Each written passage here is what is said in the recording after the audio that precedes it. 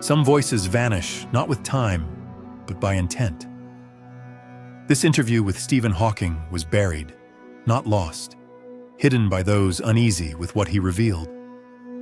In a forgotten corner of Cambridge's archives, researchers unearthed an audio file in the spring of 2025. On it, Hawking speaks not of black holes, but of what lies beyond life, of a soul encoded in quantum fields, of awareness that lingers after breath. This conversation was never meant for public ears. In it, he says, consciousness is not extinguished, it evolves. Tonight we unveil what the great physicist dared to believe, how his theory unsettled orthodox science, and where the shadows of his insight are guiding us now.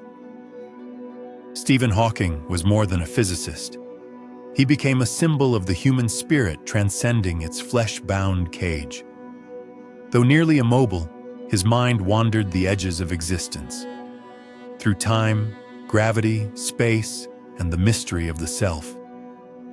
Officially, he spoke as a man of science, skeptical of gods and heavens. He often denied belief in a creator and called death the final note of biology. Yet behind the formulas, something stirred. Hawking explored quantum entanglement, black holes, and the architecture of information, not merely as equations, but as whispers from beyond.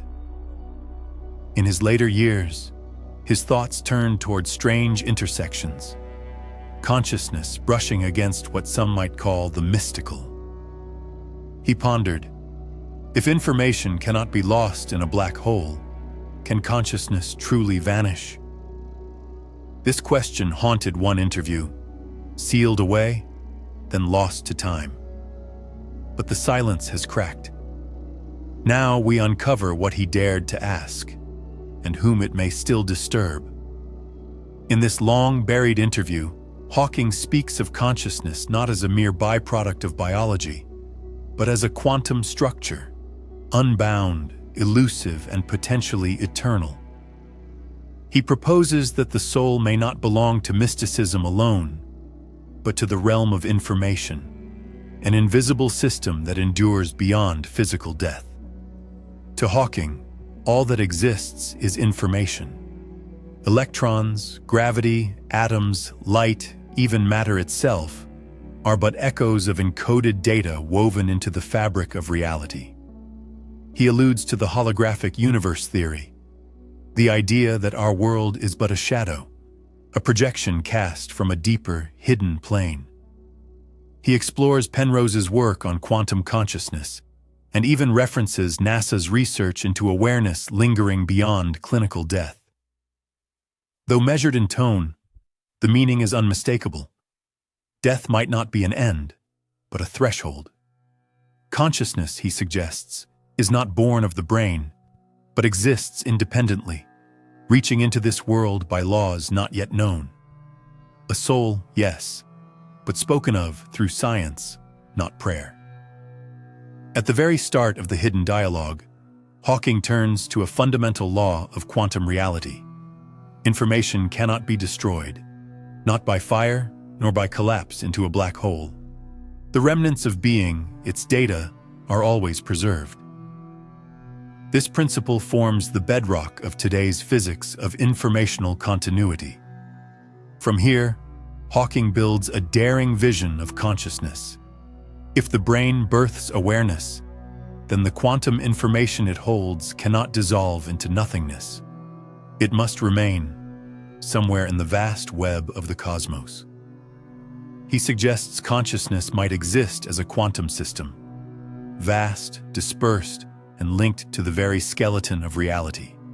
He states, if the soul's imprint is real, not myth, not metaphor, but energy with pattern and structure, then death is not an end, it is transmutation. And this redefines the afterlife, not as spiritual fantasy, but as a field of physics, veiled and waiting. A territory of hidden laws only now brushing against the edge of scientific perception. In the hidden recording, Hawking speaks softly yet with conviction. Human consciousness, he suggests, may be more than fleeting sparks in the brain. It may be a primordial force. He refers to quantum states that endure beyond the body, like sound reverberating long after the strings fall silent. He mentions the theory that microtubules within neurons sustain quantum coherence, patterns too intricate for classical science to grasp. This idea, first proposed by Roger Penrose, was once debated fiercely between the two men.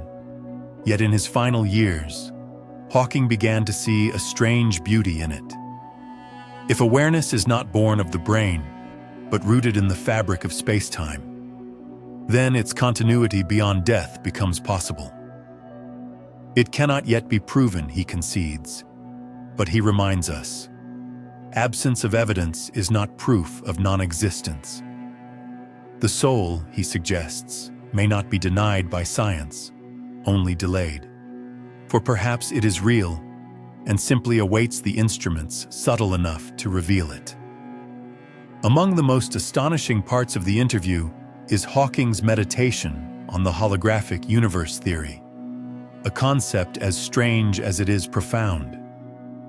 This idea proposes that everything we sense as solid, spatial, and real may in fact be a projection, encoded on a distant, two-dimensional boundary beyond perception. Hawking wonders, if the cosmos is holographic, could the soul too be a hologram? A pattern not tied to flesh, but suspended within the deeper weave of reality? He proposes that consciousness may be a temporary flicker cast from an unseen layer of existence, like light cast through an intricate filter. In this view, death is not deletion, but the moment when the projector halts, while the encoded pattern remains. He refers to this as an informational migration, the shift of consciousness between modes of structure and state. Though it may sound like myth cloaked in theory, Hawking insists, this is quantum law. Waves become form, code becomes being, and what we call the soul may be its most enduring echo. In a moment of bold speculation, Hawking touches on one of the most controversial mysteries in science, the idea that memory, and perhaps identity itself, might exist independently of the biological brain. He references documented cases in which individuals revived from clinical death recalled vivid details of their surroundings, despite the absence of any detectable brain function. These accounts, he suggests, defy conventional neurobiology. If the mind is bound to neurons, it should cease the moment they go silent. Yet the evidence points elsewhere. Hawking introduces an alternative concept. Perhaps the brain is not a container of consciousness, but a conduit, an instrument tuned to pick up signals from a subtler hidden dimension. Like a radio, the brain doesn't create the song, it plays it. When broken, the signal persists, unheard but not gone. He also reflects on children recounting past lives with uncanny detail. If these cases hold truth, they imply experience can survive the body. In this light, consciousness is not illusion. It is structure, and it belongs to the very code of the cosmos. Hawking ventures into territory rarely spoken of within formal science, the eerie notion of quantum death and the many worlds interpretation. According to certain views in quantum mechanics, every decision, every flicker of motion causes the universe to branch into alternate realities. If such bifurcations apply to particles, Hawking asks, why not to awareness itself? He proposes that at the instant of death, the physical body may cease in one branch, but consciousness, existing as quantum information, simply shifts into another thread of the cosmic weave. This might explain out-of-body episodes and the strange sense of continuity reported by near-death experiencers, the feeling of floating onward rather than fading. Hawking insists that our universe is not a single line, but a vast, layered sea of possibility. If information is eternal, then perhaps consciousness is not a solid object, but a current, flowing endlessly across dimensions. In this light, death loses its grip as a finality.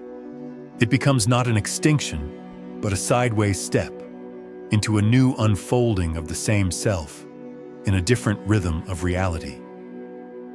Hawking urges us to reconsider a deeply held assumption that the brain is the origin of thought, memory, and identity. But what if this organ, intricate as it is not the creator of consciousness, but simply a receiver, a translator of something far greater? Just as a screen does not create the film it shows, the brain may only project the deeper essence of who we are. Consciousness, in this view, is not generated by neurons, but filtered through them, like light through a prism. Hawking likens it to a multi-layered architecture, one layer anchored in biology, another drifting freely in unseen dimensions. This could explain the strange awareness reported by people in deep comas or during clinical death, when the brain should be silent, but perception somehow continues. He suggests we may need a new paradigm. Life as an interface, death as disconnection from the biological shell. But the user, the soul, does not vanish. It detaches, it waits. Or perhaps it moves on, logging into a new form, another body, or a parallel thread of the universe where awareness reawakens and continues the journey beyond matter. Hawking was known for his boldness in addressing the deepest scientific mysteries. But in this interview, a different tone emerges. He speaks slowly, deliberately, with careful pauses, as though aware that some truths are not yet ready to be heard. Perhaps that is why the recording vanished into obscurity. Its content did not align with the image of the hard-nosed rationalist, the atheist physicist confined to logic. Here, Hawking speaks of a quantum soul, of consciousness persisting beyond the grave, of reality branching endlessly like mirrored dimensions. Such thoughts blur the lines between science and something older, metaphysics, mystery, myth. It's said Hawking himself requested the recording remain unpublished, not because he regretted his insights, but because he sensed the world wasn't prepared. He didn't aim to prove the soul. He simply asked the forbidden questions, anchored in reason, yet able to unravel our entire perception of life and death. And that's what gives this interview its quiet power. It holds no answers, only sacred curiosity. A mind reaching humbly toward what lies beyond the veil of finality. Hawking never claims to know with certainty what happens to consciousness in the instant of death. Yet, he outlines a compelling model, one rooted not in belief, but in the logic of quantum behavior and the laws of information. When the biological engine halts, he suggests, what unfolds is not oblivion, but transmutation. As matter can pass from solid to liquid to vapor, so too might awareness shift from a dense embodied frequency to a more elusive but equally structured realm. He refers to this as a phase transition, a threshold where information changes state but never ceases to exist. In this view, death is not a deletion, but a migration beyond time, beyond the visible. It may be here, Hawking posits, that the soul, if it exists as a quantum entity, slips free from its temporary vessel and re-enters what he calls the base field, a fundamental quantum matrix where all is interwoven. This is not mysticism, he insists, but physics in its most daring form. And he asks, if no particle, no energy ever truly vanishes, why should the mystery of consciousness be the single exception? Hawking speaks with unusual directness. One of the key reasons science avoids the topic of the soul is not lack of data, but fear. Not fear of being wrong, but fear of destabilizing the orderly architecture of the material world. The very word soul carries centuries of religious weight, myth, poetry, and contradiction. It resists quantification. It evokes mystery. In the halls of science, anything that defies measurement is dismissed as illusion. But Hawking reminds us, this is not a flaw in reality, but a flaw in our tools. All progress begins where certainty ends. Once, electricity was invisible and unmeasurable. So was gravity. Their existence preceded our ability to define them. The same, he suggests, could be true for consciousness. If the soul is not metaphor, but a quantum-encoded structure within the very laws that govern our cosmos, then it is not unscientific. It is simply undiscovered. The day may come when new instruments, new languages of math, reveal it. Hawking doesn't ask us to believe. He urges us to wonder. Because in wonder lies the threshold of the unknown. And science, he insists, must be brave enough to cross it. Despite widespread assumptions, Hawking was never fully bound by materialist dogma. He often repeated that the cosmos surpasses the grasp of human logic, and that science, for all its triumphs, holds no final truths. While he remained doubtful of religious portrayals of the afterlife, he stopped short of denying the persistence of consciousness beyond death. In the suppressed interview, he offers a subtler vision. Immortality, as imagined in folklore, may be false, but informational survival is not. Identity, memory, emotion, all may be data that flows.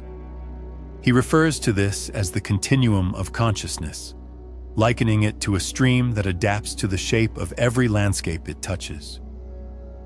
The soul, in this view, is not fiction, but an uncharted domain of physics, awaiting a mathematical language to be decoded. Hawking warns, when science fears mystery, it halts evolution. The final moments of the recording are almost inaudible. In a whisper, he says, "Maybe death is silence, not of being, but of noise. A silence where we might finally hear the voice beneath it all." That sentence never aired, until now. Stephen Hawking stood firmly on the foundation of science. He avoided wild claims without evidence, trusted no belief that could not be tested, and rarely ventured beyond the known. Yet in this hidden interview, he seemed to approach a mystery that no equation has yet captured, the riddle of what lies beyond the veil of death. He did not preach about an eternal soul wrapped in religion. Instead, he described consciousness as a quantum phenomenon, the soul as a structure of encoded energy that may survive bodily collapse. Death, in his words, was not destruction, but reconfiguration. If information is never lost, if awareness is not static but a frequency, then death is not absence but transition, not erasure but migration. This was not doctrine, it was possibility. For perhaps the first time, a mind of his scientific stature spoke aloud the silent intuition of humanity, that something lingers, even when the body does not. And now that his voice has surfaced from silence, it echoes in those willing to listen. If Hawking's vision holds even a grain of truth, then what lies before us is not simply a new branch of science. It is a door into the hidden architecture of existence. In this vision, the ancient divide between spirit and science begins to dissolve, revealing not contradiction, but convergence. Perhaps faith and physics have always walked parallel paths, one intuitive, one analytical, both reaching toward the same unseen source. Hawking's words do not give us conclusions. They offer something subtler, a compass pointing beyond the known. If consciousness is not extinguished but evolves, then our thoughts, emotions, and memories are not fleeting sparks, but signals in an ongoing transmission. Death then ceases to be an edge. It becomes a fold, a subtle shift in the weave of being. A veil parts, not to end, but to reveal. And maybe we do not fear death because it is unknown. Maybe we fear it because something deep within us already recognizes the truth it contains. And that truth, once glimpsed, cannot be forgotten. What you've just heard was never meant for the public ear. This recording slipped into silence, perhaps misplaced, perhaps deliberately hidden. Why? Because it does not offer comfortable answers. It opens doors best left locked. Stephen Hawking, a titan of thought, did not tell us what lies beyond, but he gave us something more potent: the courage to ask, the freedom to wonder. He spoke of the soul not as myth, but as a possible structure of the universe, of consciousness, not as mere neural sparks, but as a wave echoing through dimensions we cannot yet map. He never promised life after death, but neither did he deny it. And when someone of such brilliance dares to lean toward the unknown, should we not listen more closely? If you're still with us, maybe your soul stirred, maybe it remembered. If something inside you resonated, then don't let the question die. Subscribe to After All. Here we listen to whispers from the edge of what is known. And tell us in the comments, do you believe that something continues beyond death? And if so, what truth does that awaken in the way you live today?